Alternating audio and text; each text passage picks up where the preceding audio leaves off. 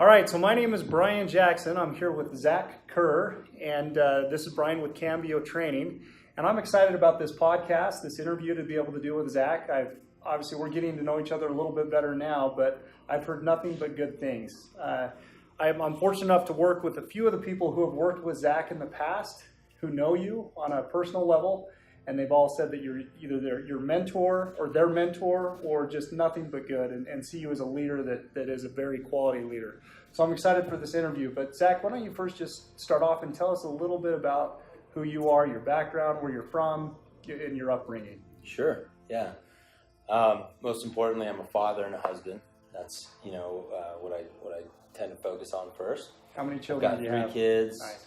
They're all under the age of 5, a couple little girls, a little boy. My youngest is 10 months. So I'm in kind of that stage of life where I have to constantly remind myself that, it's hard being a parent, and it's hard juggling everything that's going on in our lives. But it's just temporary while our kids are little, and as they grow and become a little more independent, then I'm able to kind of have a little more control over some aspects of my life. Right. And I do know, being a parent myself, I have 4 children that our families are very, they're the most important thing to us. And it's trying to balance that time with everything that we have going on with business and just adventures and life and all that, and then trying to make sure that we have time for the kids as well. Yeah. Great. So talk about your family growing up. You said you were raised here in the Utah County area? Raised in Utah. My parents divorced when I was 1.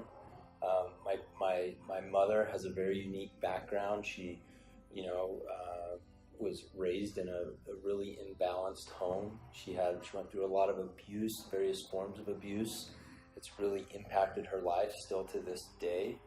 She's been an amazing person to learn from in terms of someone who's had to deal with long-term, long-lasting effects of someone else acting upon you or doing things to you, right? And it's created these circumstances that have lasted throughout her life, which I think have been really challenging for her. And as a son, I've been able to watch her battle through some of those things, and I've been able to learn, there's ways to deal with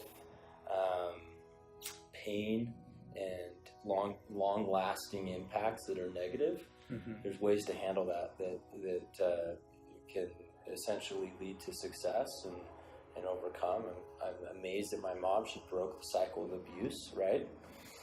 My father worked in the restaurant industry. He was a hard-working man. I was joking just the other day about Saturday morning chores with my dad. He would tell us we had to do these 2 things, and then right when you're at the end of that second thing, he'd come and grab you and be like, no, there's just this one other thing that we have to do now. And that would happen again and again, and somehow he tricked us into doing that every Saturday. But I love it because, I attribute my work ethic today, which I really value, to my father. Yeah. And I attribute his example and his, continuously working and being productive in his life in that regard. Yeah. And he's had a very interesting background and profile in his personal life. He's been through cycles of addiction, and again, watching that as his son and figuring out how do I support him but not enable him and help him, I would say one aspect of my childhood and my life is that, my parents came with a profile and a set of circumstances that probably weren't the most ideal for me as a child, but it's really caused me to be more responsible at a young age and figure out how do I honor my parents and love them and regardless of the upbringing. Yeah. And it's been cool. And now, just to be clear, I love my parents. They love me. We have a great relationship. I respect and honor them in every way. And talking with some of my siblings, they've had some of those same challenges I have. How do we relate, connect to our parents on these things? And it's just, people are so amazing, no matter what they've been through or what they've done. There's so much goodness in people, and there's so many wonderful things to focus on. Yeah.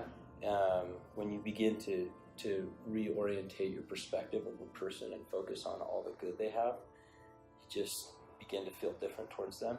Yeah. People people notice how you feel towards them. People notice your thoughts towards them. And so I think it's super important to learn how to reorientate your feelings towards people. Because, Absolutely. you know, Yeah. they feel it. Absolutely. So you talked about some of the lessons that you learned from your childhood and growing up in the family environment that you did with your parents and that, and the value of hard work. I can really respect that. My dad was the same way in that Saturday was yard day, typically shoveling the walks in the morning when the snow came. As you know, we get a lot here in Utah. We were up at about 4:30 or 5, and he was kind of the guy that would say, let's go out and let's shovel the walk. We'd get done, and you think, okay, I'm good. Then we'd go and do the neighbor's walk. And but what I loved about that was the value of hard work that he taught me. Can you just kind of touch a little bit more? What are some of the lessons from some of the challenges that you faced from the home environment that you had growing up? What are some of the lessons that you've taken with you now into your life today? Maybe how are you applying some of those lessons to how you're raising your own kids? Well, let me give you an example. You know, we grew up in a religious environment with a father who was non-participative in that religion, right? And his lifestyle was kind of opposed to what the religion was teaching. As a result, and having kind of the profile of parents that I did, it caused me to look towards other men as an example of how they lived their life, which created at a young age this learning pattern of looking for mentors. Mm-hmm. And as a result of that, I've continued that in my life, and I'm always seeking out mentorship. And I think that it has created a component of curiosity, and I'm continuously curious, which it helps me to be humble, mm-hmm. which is a challenge, right? To remain in a state of humility. And I think that is one of the lessons that I've learned from that circumstance, you know, of growing up with the profile of parents that I've had. There's many lessons, you know. I think men tend to, you know, really value their father's example of hard work, right? We just commonly talked about. You know, I think there's lots of other things. You know, men can be. One thing for me was growing up was I was always asking myself, well, what does it mean to be a man? You know, what does it mean to be a man? And especially in a changing day and age, you know, what does that mean, and how do you define that? You know, because there's certainly a definition out there that the world teaches us of what it means to be a man, and you know, I've come to find that that's just not accurate, and so. Really learning that has been something that has been super valuable for me, and striving to be what I consider, you know, a man is, yeah. Right? So one of those things is... What is that to you? So one of those things is like, you know, I think the world teaches that men should be these tough, you know, kind of calloused emotionally type of beings, and that's just not the case. Like, men have an incredible ability to foster energy and feeling and be able to convey and communicate and help move people emotionally, spiritually, mentally to a new place of being. And so for me, there's an element of sensitivity there. You can never be an incredible influencing leader if you are not sensitive. And the more sensitive you are, the more aware you are. You're sitting in a meeting or a presentation or an interview, and you're able to actually perceive what someone is thinking or feeling and surface that and speak to that. You know, it's an incredible ability and skill set. It's like a sixth sense. Yeah. So I think that sensitivity as a man is in striving towards getting sensitivity is super important. And we, you know, we have so many distractions in our world that cause us to not be sensitive. And so, you know, for me, one of the things that drives happiness personally is learning and striving to master being in the moment, being present. We have this statement in our home, be here now, that has really changed the way that we think about how we are experiencing each other. Right. You know, and those who come into our home, we don't have a TV on our main floor. We want to experience the people who are coming into our life for who they are and promote that as a behavior. You know, I tend to meditate in the mornings and striving to learn what good meditation is, and that has helped me to experience mindfulness, which has helped me to be more present, to be myself more fully in the moment with the people I'm at, and allow them to be more fully themselves in the moment as well. As a result, that's enriched my life. It's enriched the lives of those who know me. And so those are some of the outcomes of this pursuit of learning to be sensitive, of learning to be, what does it mean to be a man, So that's an example. No, I think that's just great. I mean, it's very good stuff. Thank you for sharing that, because I think so many of us are so wrapped up in being busy to be busy. There's just so much going on. There's distractions that are happening all the time. And if you're not present and focusing and concentrating on being present, you're really going to miss out on what life is all about. You talked about being home with your family and being able to spend that one-on-one time and being present with your wife and your kids. How valuable is that? Yeah. At some point, I'm sure looking back, you're going to say, man, I wish I would have or you're not going to say, I wish I would have got to those emails or those texts or those distractions that happen. You're glad that you really spent that quality time with your kids. Yeah, no question. So you touched a little bit on your morning routine. I just want to find out a little bit more detail. Can you talk about your morning routine? What does it look like for you? Here's the thing, I'm not very routine. And honestly, it's one of the things that bugs me, right, about myself. Because, we're always, routine has a ton of value. I think more so I have these core things that I'm trying to do, and I've just realized my life is so active in so many ways, and there's so much happening that sometimes something that I want to do, it has to happen every 48 hours instead of every 24, or every 36. And so I try and just I'm a pretty self-aware individual, and so I tend to pay attention, and I'll notice oh my gosh, I need to go do this right now, because if I go do that, it's going to create this, euphoric experience or reset, balance my energy. So some of that's running. I've been in a groove recently that's been working really well for me, where I come home from work, around 6 p.m. and spend a little bit of time with the kids, get a quick bite of food, and then I'll go run, 5 miles. Wow. And that running allows me to reset my energy from the day and come back and be more fully and more present for my kids. That's working for me right now. That might not be working for me in a couple months. I might have to change that up and do something different. I use a meditation app called Calm. It's really changed my life in many regards, because it's helped me to be more mindful. That's something I try and do in the mornings. It's 10 minutes of meditation. It's hard to argue with 10 minutes, It's not that long. Yeah. But when I get into that meditation, it totally reframes my view of myself, my view of the world, my view of God, and it allows me to better be me. Yeah. And I like that. I'm happiest when I'm me. I'm happiest when I'm who I am, and I'm representing who I am, and I'm living fully in the moment as to who I am. Yeah. I think that's true for most individuals, that even when you come to work, if you can be yourself and not have to try to impress or be somebody else, you're ultimately happy. It's great. So talk a little bit about what you're doing professionally. What are you doing for work? We hadn't talked about that at all. I joke with my wife. I tell her I'm a PPS, which means a professional problem solver.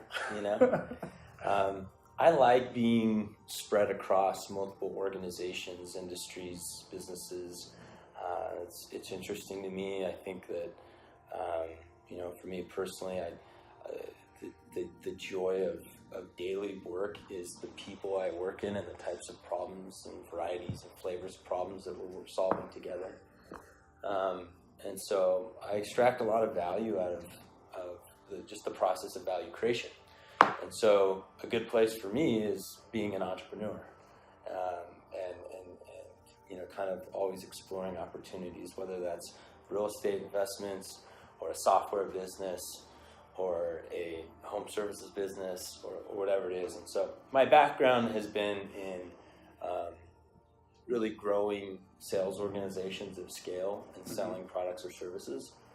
And I've since, leveraged that and applied both some of the resources I've been able to create from that and the knowledge into other industries. So today, I'm at a SaaS company called Sales Rabbit, and that's my core focus. It's my number one commitment professionally, and in that capacity, I'm thinking about new technology to add to our product. I'm thinking about partnership relationships, the marketing and development of the business, the corporate development aspect of the business.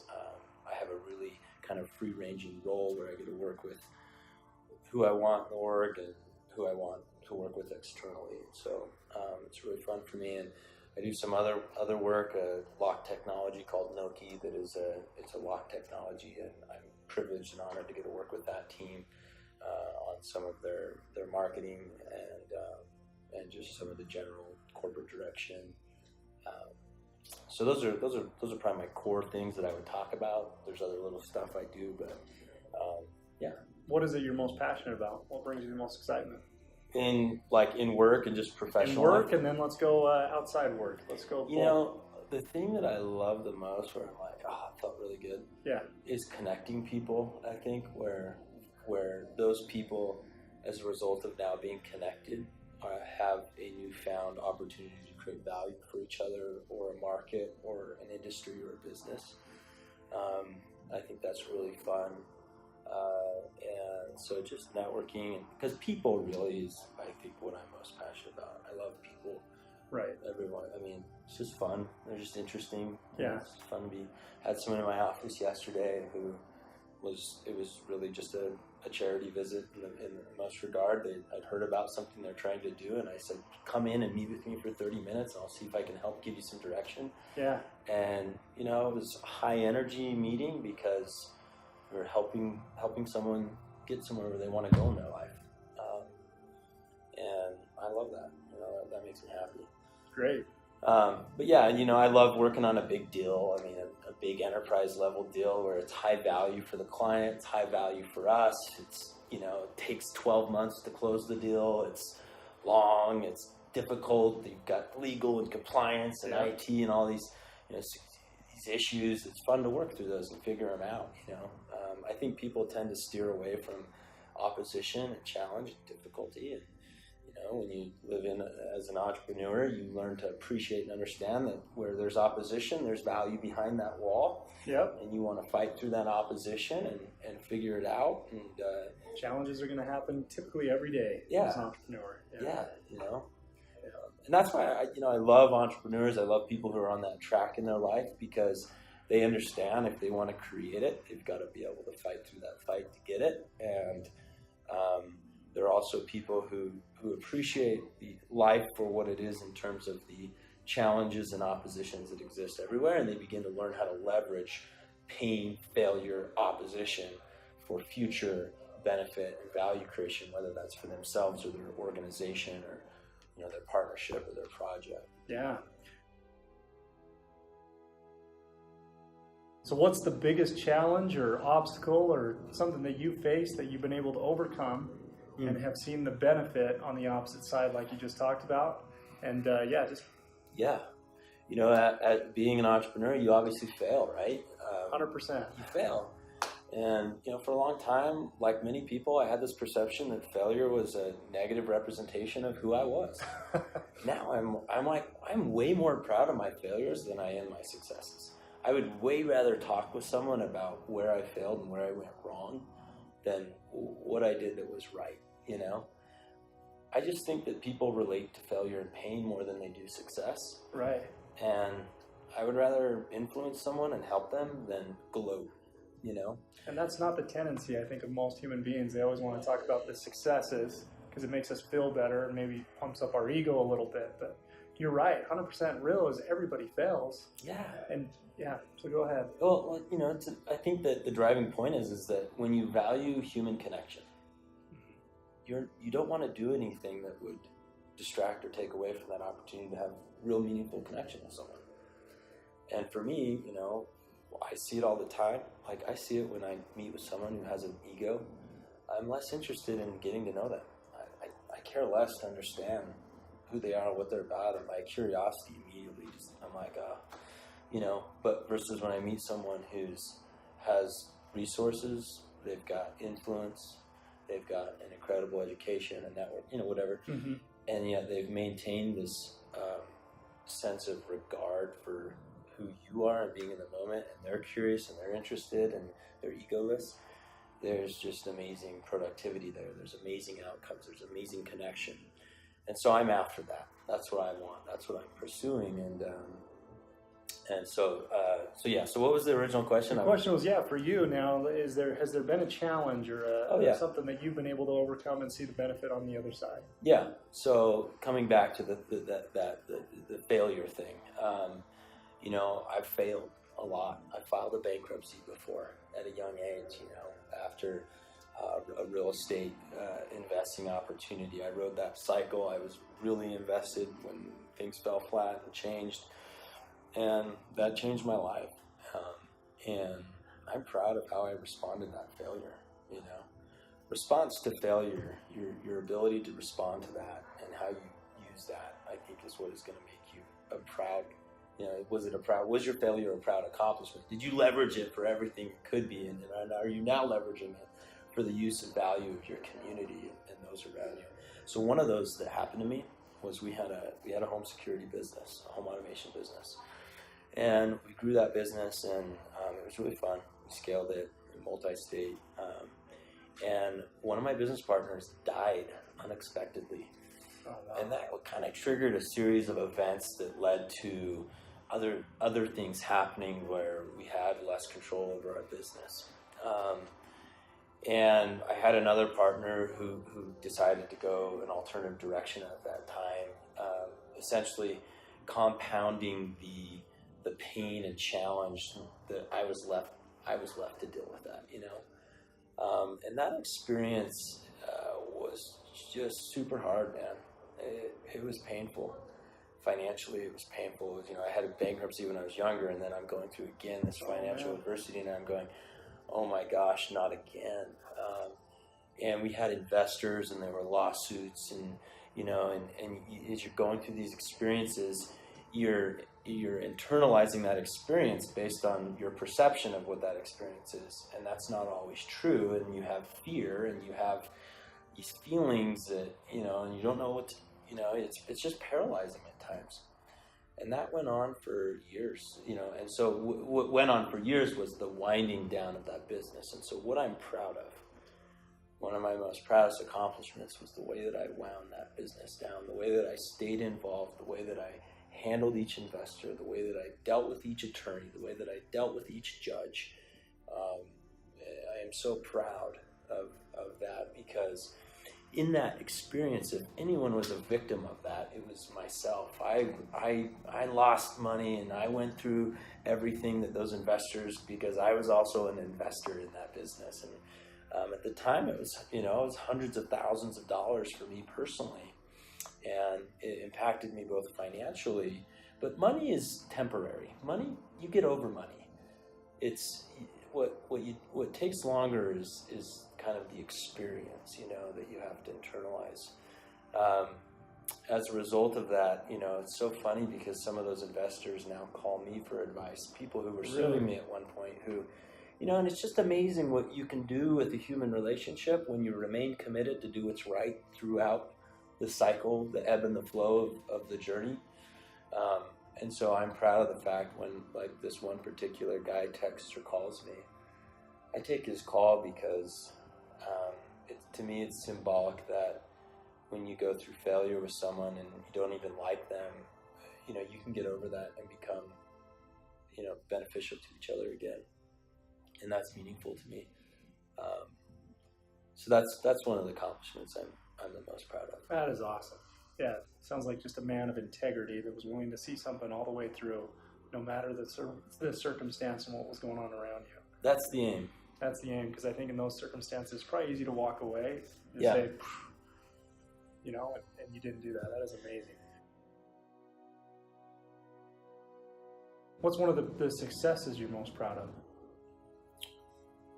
of? I think so you're never going to hear me talk about one individual business deal, one exit, one relationship. You're never going to hear me say that. You're going to hear me talk about just the whole of it. And so one of the successes I'm the most proud of is Honestly, I'm really proud of the circumstances that I was given. I was dealt, which I don't want to make it sound like I was given these terrible circumstances growing up. I was very fortunate, but just where I've come, my journey, my path that I've followed. There was a point in my life where I didn't believe that I could learn, process information, because I was pulled in and out of school, and I was in public school and then homeschooled and then a little bit of private school, really low class private school. And I just didn't develop the confidence. I didn't have the normal upbringing experience, both socially and kind of mentally with my education that most people had. And to kind of have those false views and negative self-talk of myself and then become where I am today, which I'm really happy with where I am and who I've become. That is definitely my proudest accomplishment or success. Professionally, I've had a ton of different successes, and I'm really grateful for them. They've taught me lessons, but not nearly the lessons that failure has taught me. Beautiful.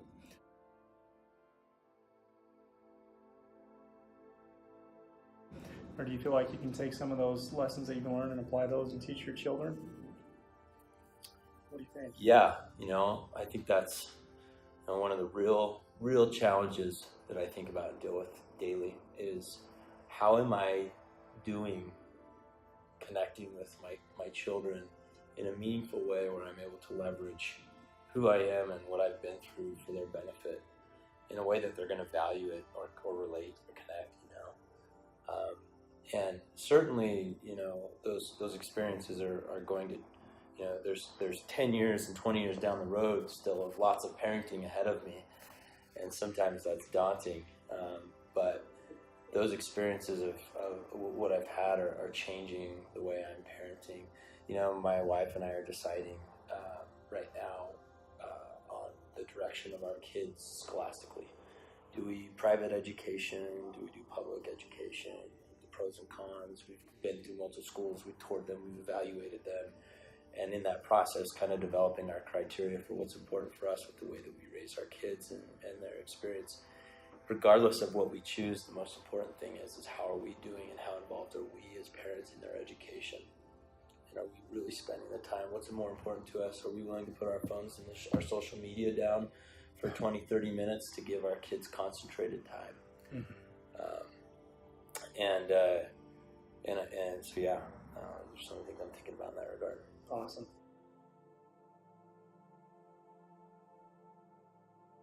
I want to go back just for a second to when you were being raised as a young boy. So you talked about your parents were divorced when you were 1. Okay. Were you raised by your mom? Were you raised by your dad?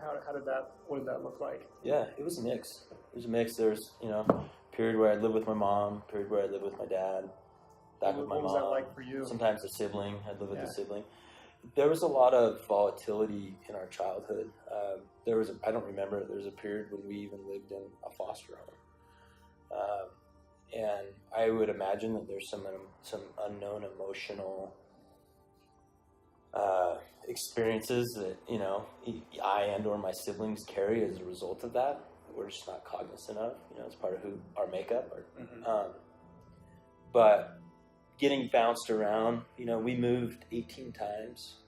By the time I was 18, I moved 18 times.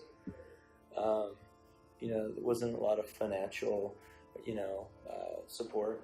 I remember getting money for my birthday and giving it to my mom to help pay for food. Wow. And I think that those experiences helped me to really value what's available to us and the resources that we have and can create. I would say today I live by most people's standard a very abundant life, but I think to me it's even more abundant because and again, I don't want to sound like I came from these really these really difficult circumstances, because when you compare the lifestyle that most of us enjoy here in this state, in this country, and you compare it to those around the world, we are so in the upper class, and so it's all perspective.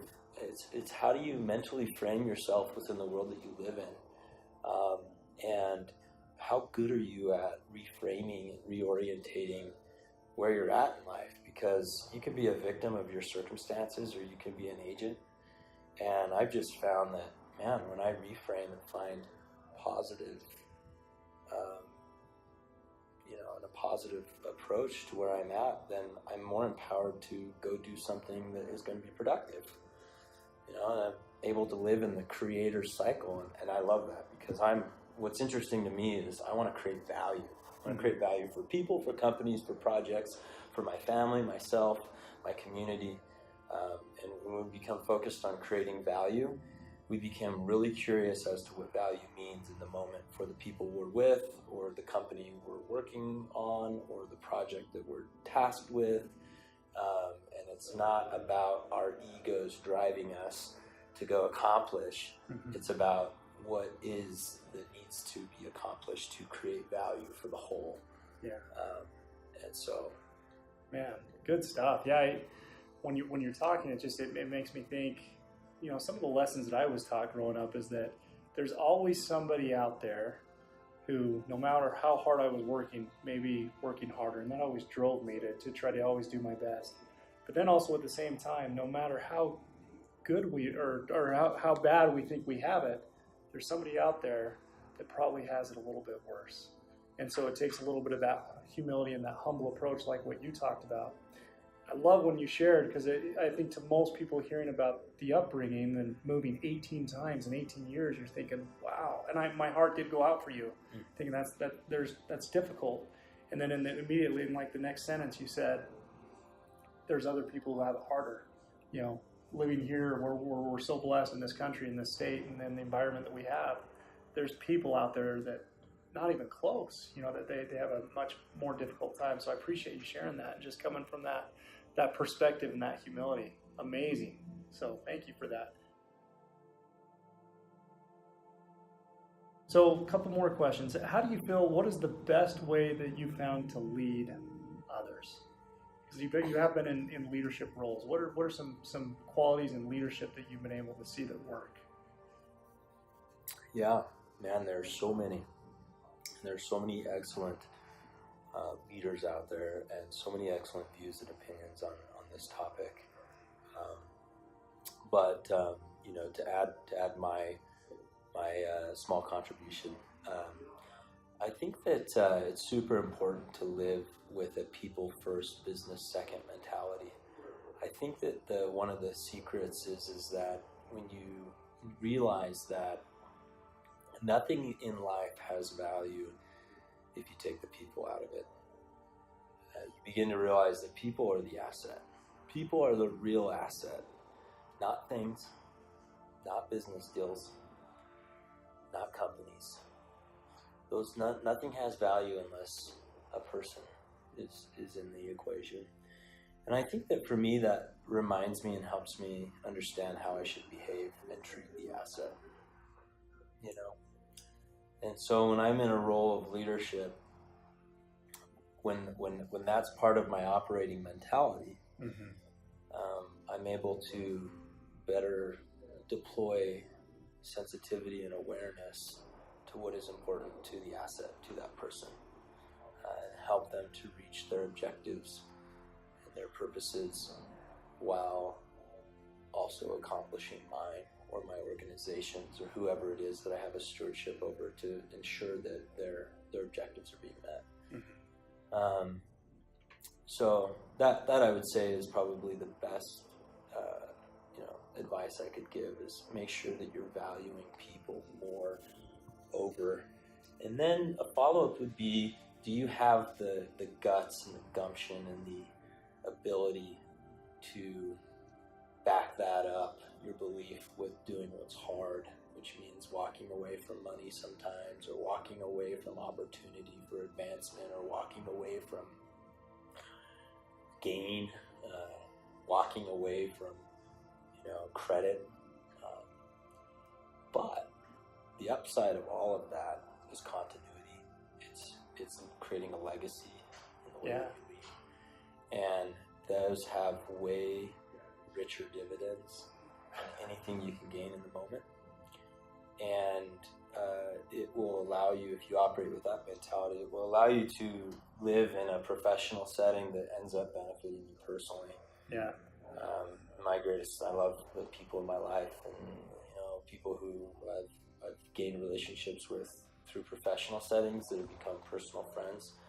That really enriches the quality of life that my wife and I and our kids are going to not just experience now, but in future years ahead, because we'll have a rich network of people who want to be with us and be around us, and that I think is probably one of the greatest assets I could build as I'm building my professional career journey. Yeah. I ask myself, what types of experiences am I creating for myself and my family as a result of what I'm doing today? Because I'm big on experiences. Yeah. It's not about buying things or whatever. I was driving home yesterday and I was thinking, man, one thing I love about having some money is that you can increase the rate at which you have cool experiences and who you get to have those experiences with. That's when you leave this life. What experiences do you get to leave with? Yeah.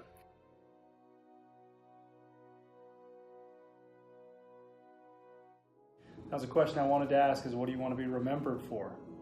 Yeah, I wouldn't say there's one, it's not a quality or a trade or something like that.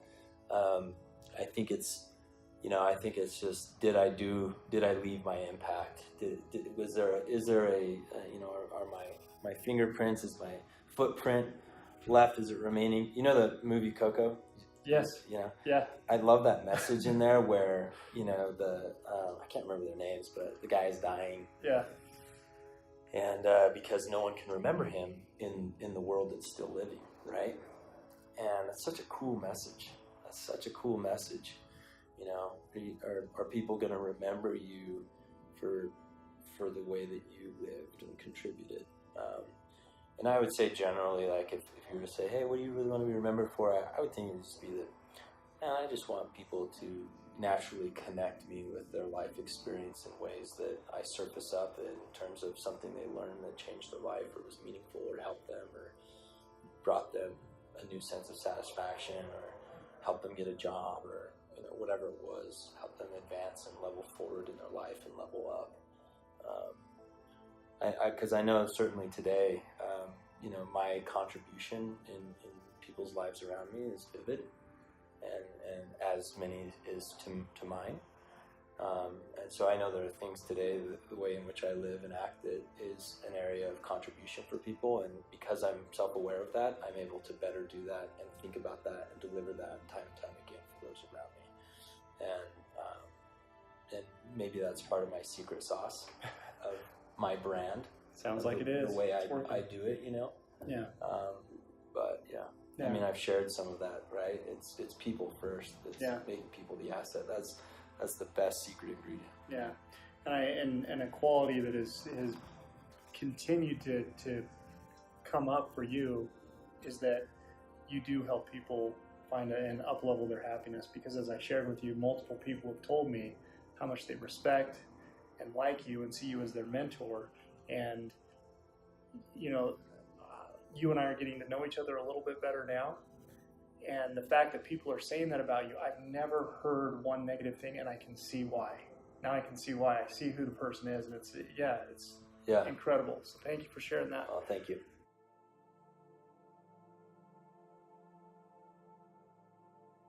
Last question. Yeah. What are you most grateful for in your life? Yeah.